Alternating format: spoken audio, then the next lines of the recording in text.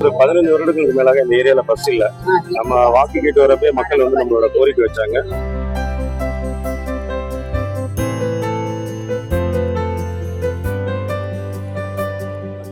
இன்று நம்மளோட பெரியார் முதல் குளமங்கலம் போற பஸ் வந்து இன்னைக்கு பொதுமக்களோட வேண்டுகோள் எனக்கு துவக்கிக்காக வந்திருக்கும்.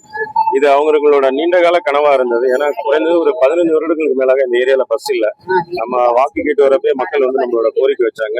இன்று அவர்களோட அன்போட ஆட்சியோட தமிழக முதல் தலைவர் தளபதியோட ஆட்சி அமைந்ததுனால மக்களின் கோரிக்கைகள் மக்களின் தேவைகள் அனைத்தும் உடனடியாக நிறைவேற்றப்படுகிறது.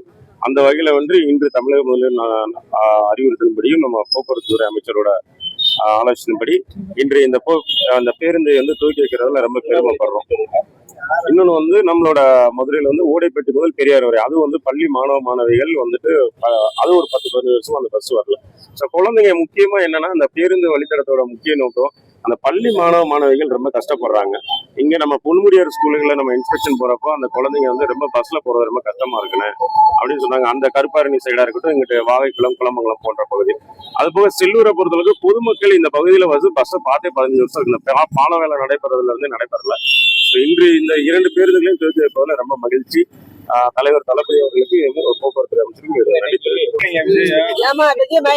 முட்டை பால் குடுக்கல தூக்கி